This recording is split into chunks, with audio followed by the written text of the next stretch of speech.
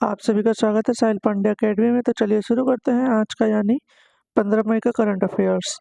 हमारा पहला क्वेश्चन है, हाल ही में संयुक्त राष्ट्र ने किसे विश्व फुटबॉल दिवस के रूप में घोषित किया है? इसका सही आंसर होगा 25 मई को। हमारा अगला क्वेश्चन है, हाल ही में सीनियर नेशनल्स सेलिंग चैंपियनशिप 2024 का आयोजन कहाँ किया जा रहा है? इसका सही आंसर होगा मुंबई। आइए हम लोग इसको डिटेल में जानेंगे। सीनियर नेशनल सेलिंग चैंपियनशिप 2024 का आयोजन मुंबई बंदरगाह में किया जा रहा है। इसका आयोजन भारतीय नौसेना वाटरमैनशिप ट्रेनिंग सेंटर मुंबई के द्वारा 12 से 18 मई 2024 तक किया जा रहा है। इसमें भारतीय नौसेना सेलिंग एसोसिएशन भी सहयोग कर रहा है। देश भर के 10 प्रमुख नौकायान क्लबों के 82 प्रतिभागियों ने इस आयोजन के लिए पंजीकरण कराया। हमारा अगला क्वेश्चन है, हाल ही में FY24 में कौन सा देश भारत का सबसे बड़ा व्यापारिक भागीदार बना? इसका सही आंसर होगा चीन। हमारा अगला क्वेश्चन है, हाल ही में रोजार कॉर्मन का निधन हुआ, वे कौन थे? इसका सही आंसर होगा वे एक फिल्म निर्माता थे। हमारा अगला क्वेश्चन है, हाल ही में गोला फेंक स्पर्धा में राष्ट्रीय रिकॉर्ड बनाने वाली एकमात्र खिलाड़ी कौन बनी? इसका सही आंसर होगा आभा खाटुआ। आइए इसको डिटेल में जानेंगे। 13 मई को भुवनेश्वर के कलिंगा स्टेडियम में राष्ट्रीय फेडरेशन कप एथलेटिक्स के दौरान आभा खटुआ ने 18.41 मीटर थ्रो कर इस शॉट पुट में नया नेशनल रिकॉर्ड बनाया। इससे पहले मनप्रीत कौर के साथ 18.6 मीटर के साथ उनका नाम यहाँ रिकॉर्ड था। हमारा अगला क्वेश्चन है, हाल ही में किस देश के क्रिकेटर जेम्स एंडरसन ने संन्यास की घोषणा की? इसका सही आंसर होगा इंग्लैंड। हमारा अगला क्वेश्चन है, हाल ही में माइक्रोसॉफ्ट एआई किस देश में 4 अरब यूरो निवेश करेगा? इसका सही आंसर होगा फ्रांस में। हमारा अगला क्वेश्चन है, हाल ही में ओलंपिक के लिए क्वालिफाई करने वाले पहले भारतीय पुरुष पहलवान कौन बने? इसका सही आंसर होगा अमन सहरावत। हमारा अगला क्वेश्चन है, हाल ही में किसने ग्लोबल एक्सीलेंस अवार्ड जीता? इसका सही आंसर होगा चंद्रकांत सतीजा। हमारा अगला क्वेश्चन है, हाल ही में किसने चंद्रमा पर पहला रेलवे सिस्टम बनाए जाने की योजना का अनावरण किया? इसका सही आंसर होगा नासा। चलिए हम लोग इसको डिटेल में जानते हैं। नासा ने पहली चंद्र रेलवे प्रणाली के निर्माण की अपनी महत्वाकांक्षी योजना का अनावरण किया, जिसे फ्लोट के रूप में जाना जाता है, जिसे चंद्रमा पर पेलोड परिवहन में क्रांति लाने के लिए डिजाइन किया गया।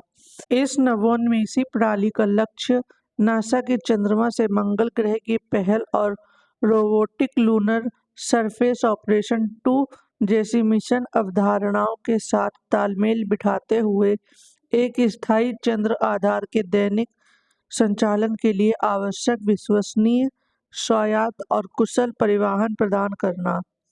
हमारा अगला क्वेश्चन है, हाल ही में TCS ने कहाँ मानव केंद्रित AI उत्कृष्ट केंद्र लॉन्च किया? इसका सही आंसर होगा पेरिस। हमारा अगला क्वेश्चन है, हाल ही में कौन भारत के 85वें शतरंज ग्रैंड मास्टर बने?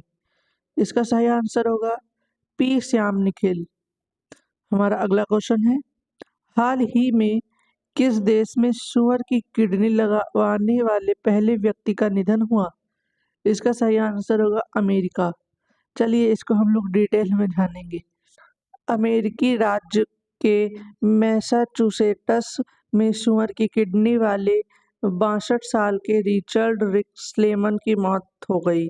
रिचर्ड को मार्च में जेनेटिकल मॉडिफाइड सुअर की किडनी लगाई गई थी। डॉक्टरों ने कहा था कि यह किडनी कम से कम 2 सालों तक रिचर्ड के शरीर में ठीक से काम कर सकती है।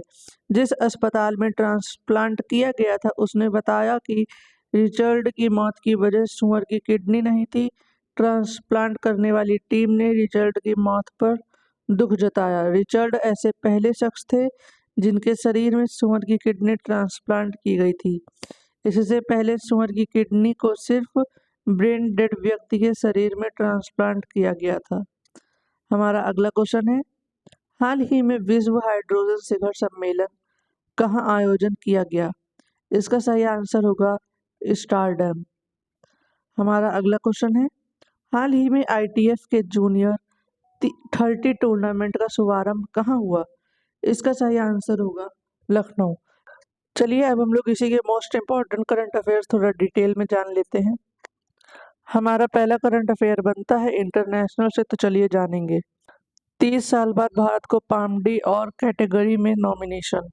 14 मई से 25 मई तक फ्रांस के कांस शहर में 77वें कांस फिल्म फेस्टिवल का आयोजन शुरू हुआ।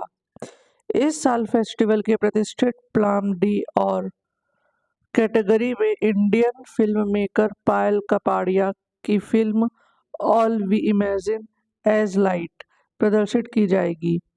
आइए हम लोग इसको डिटेल में समझते हैं।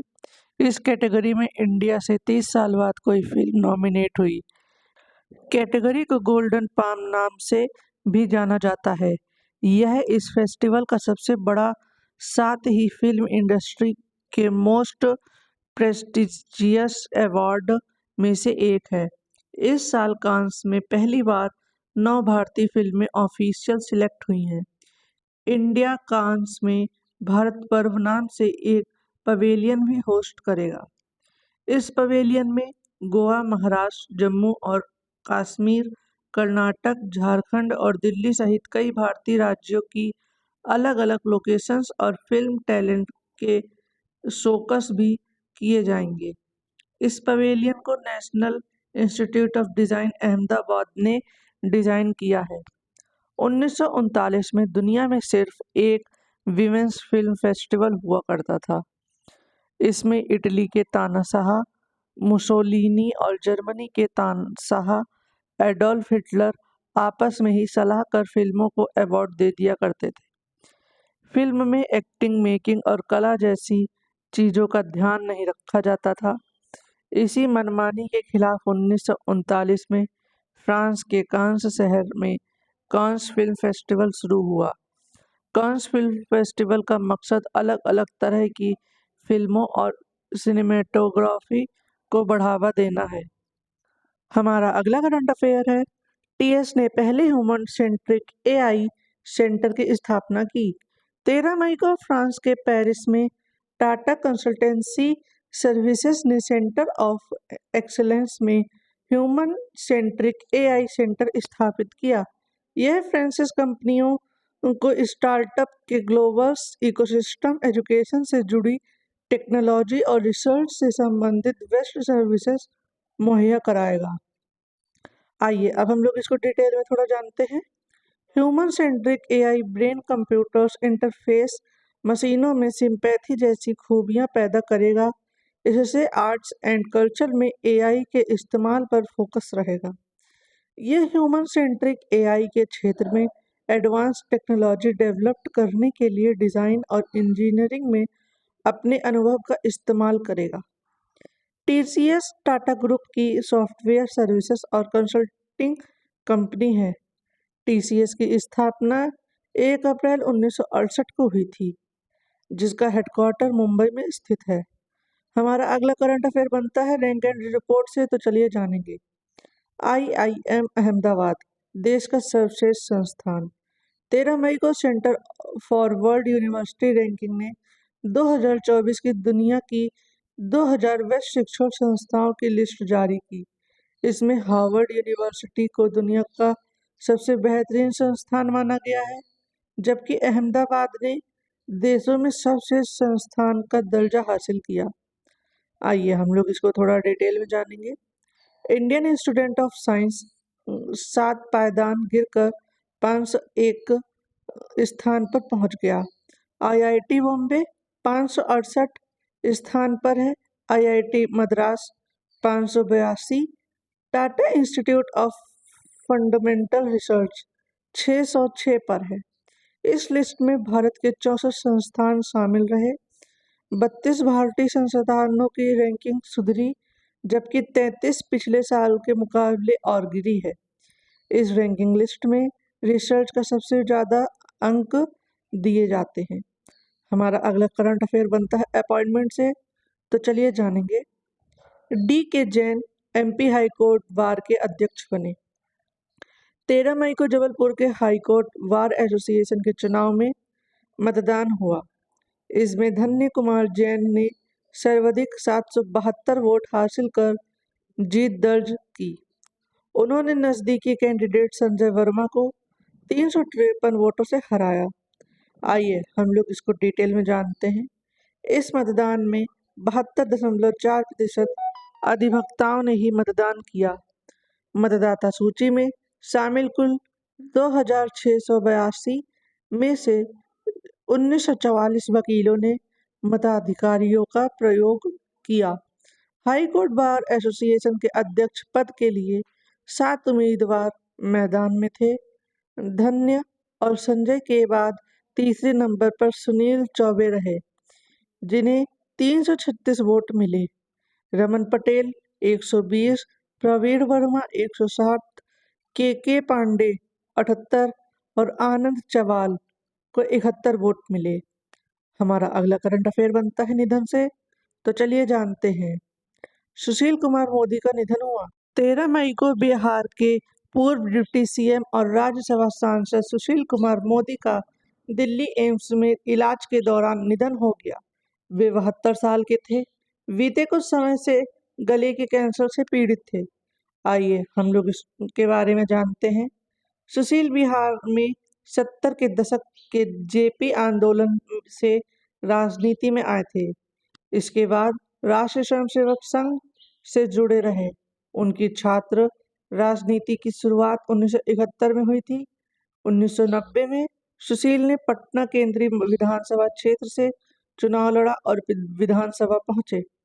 2004 में बागलपुर लोकसभा क्षेत्र में चुनाव जीते।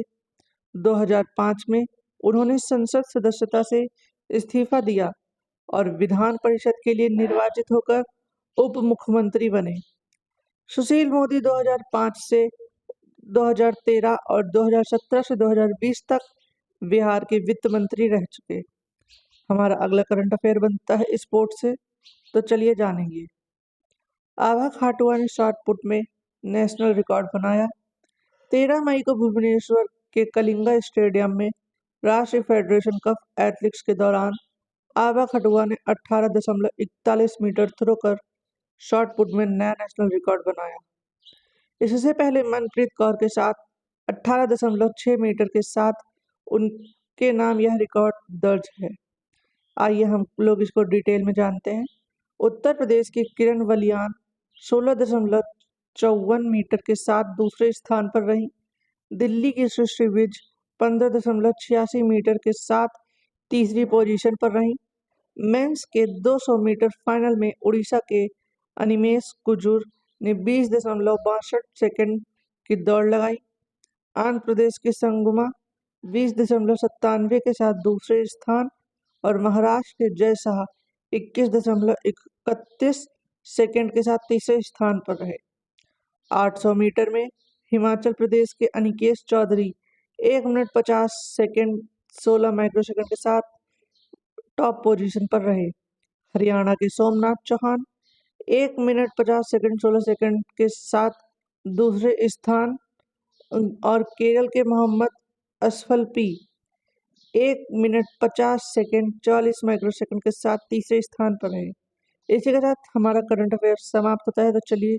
तो चलिए वीडियो को लाइक, शेयर और सब्सक्राइब करना बिल्कुल भी ना भूलें। हम कल फिर मिलेंगे अपने डेली करंट अफेयर के साथ में। तो बी कनेक्टेड, मिलते हैं कल।